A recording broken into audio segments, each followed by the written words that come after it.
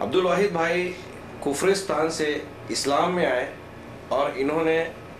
آج آپ ان کی گفتگو سے اندازہ لگا چکے ہوں گے کتنی کچھ باتیں دین کی جانتے ہیں اور دین سے ان کو شغف ہے، دعوت و تبلیغ کا جذبہ رکھتے ہیں، دعا کرنا چاہتے ہیں کہ لوگ توحید پرست ہو جائیں۔ اس میں ان لوگوں کے لیے عبرت کا سامان ہے جو مسلمان گھروں میں پیدا ہوتے ہیں، زندگیاں گزار دیتے ہیں اپنی، اور وہ یہ نہیں سمجھ پاتے کہ توحید کیا ہے، شرک کیا ہے، بدعت اور سنت کیا ہے۔ اگر ان کے سامنے کتاب و سنت کی بات کی جائے تو وہ بدعت جاتے ہیں، اور انہیں لگتا ہے کہ کوئی اختلاف کی بات کی جا رہی ہے، جھگڑے کی بات کی جا رہی ہے۔ ایک طرف وہ دین سے تعلق ہی نہیں رکھتے، اور دوسری طرف دین کی جب بات کی جاتی ہے تو وہ کچھ رسمی چیزوں کو دین کا نام دے کر اپنے آپ کو تسلی دینا چاہتے ہیں کہ یہ ہم نے دین کا حق ادا کر دیا۔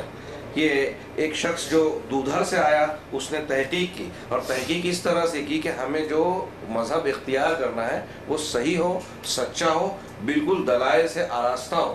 ایسی شکل میں اس جذبے کے تحت اگر آج ایک خاندانی مسلمان جو اس مسلمان گھرانے میں پیدا ہوا ہے، اگر وہ یہ جذبہ لے کر اٹھے کہ ہمیں بھی صرف وہی دین ماننا ہے جو اللہ کی کتاب اور اس کے رسول صلی اللہ علیہ وسلم کی سنت سے ثابت ہو۔ اتنے اہتمام سے اللہ نے دین کو نازل کیا۔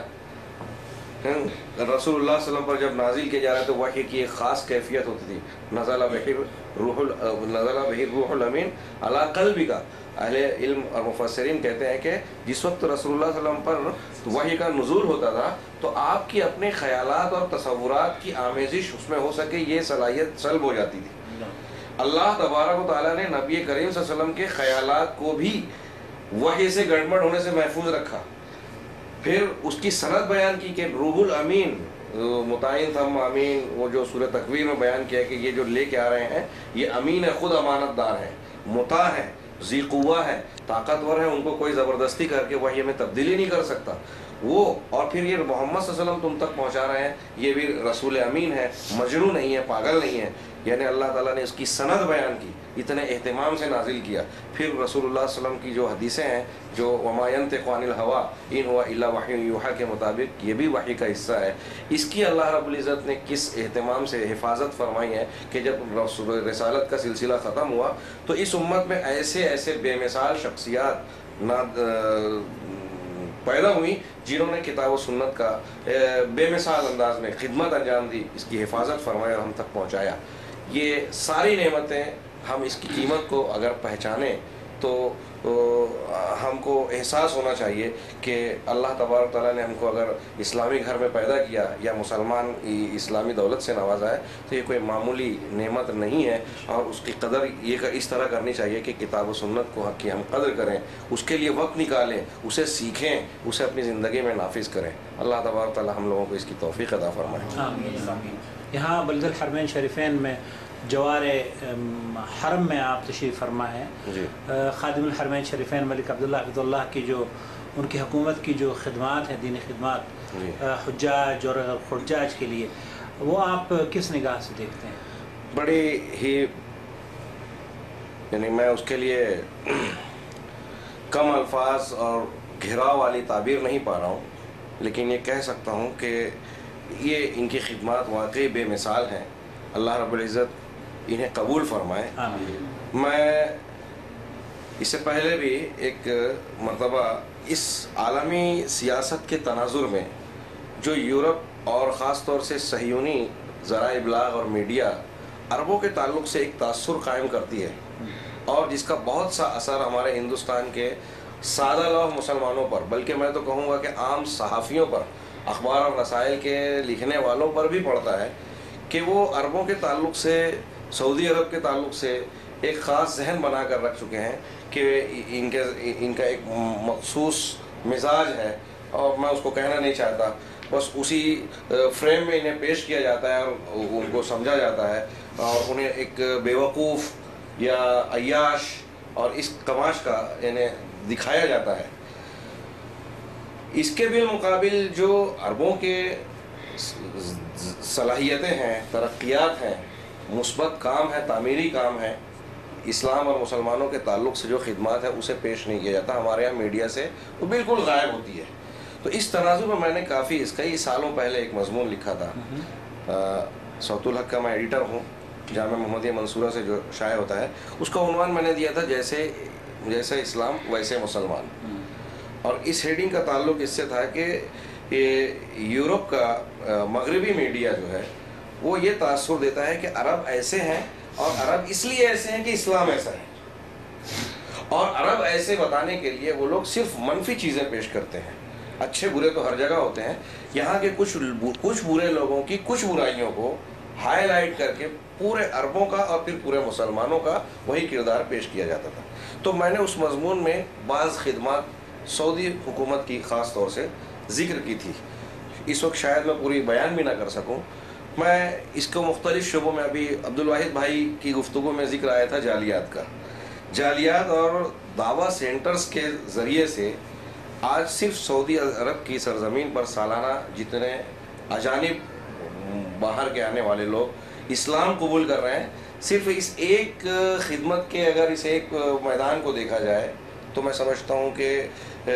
شاید اگر اخلاص ہو تو یہ ایک چیز اس سے متعلق لوگوں کی نجات کے لیے کافی ہو۔ رسول اللہ صلی اللہ علیہ وسلم کا فرمان ہے کہ لَأَن يَهْدِيَ اللَّهُ بِكَ رَجُلًا خَيْرٌ لَكَ مِنْ حُمُرِ النَّعَمِ،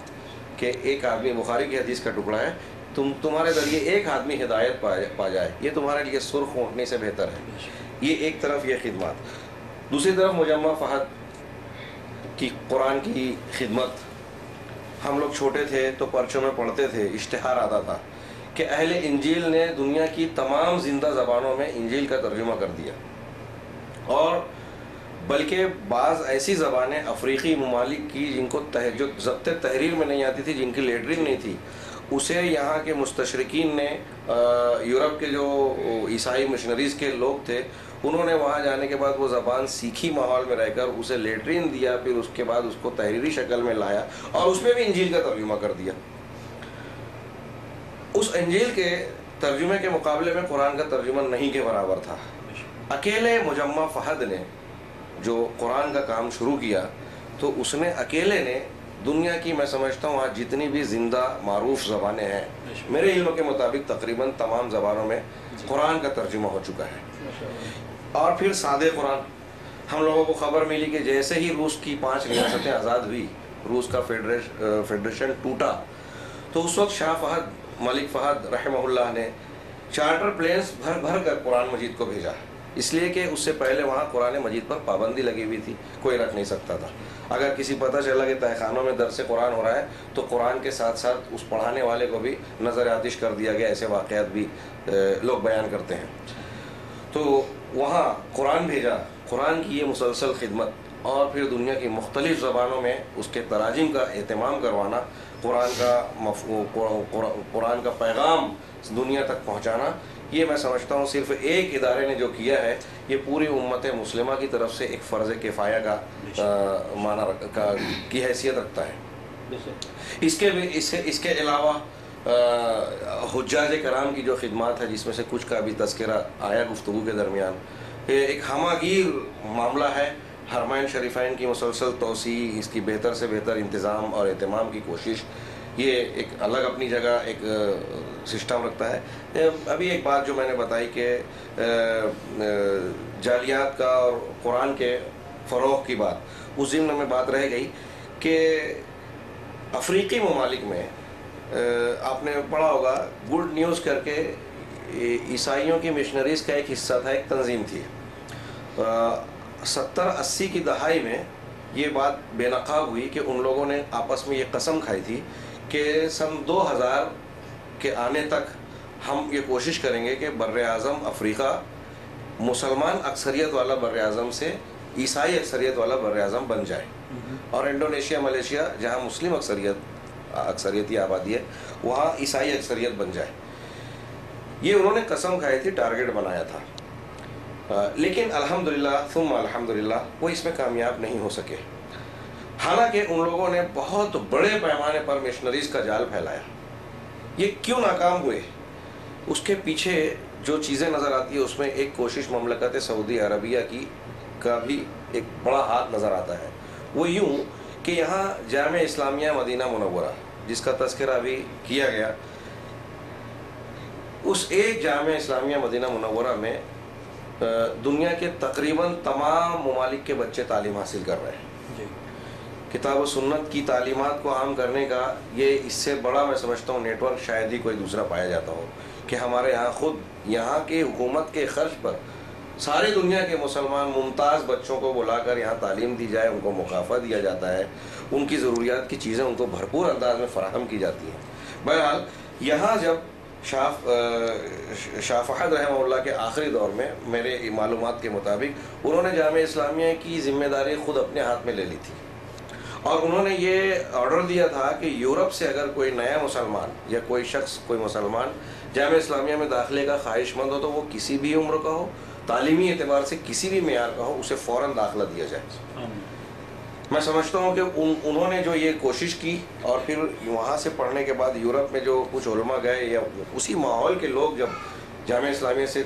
کتاب و سنت کی تعلیم حاصل کر کے گئے تو آج یورپ میں اسلام کا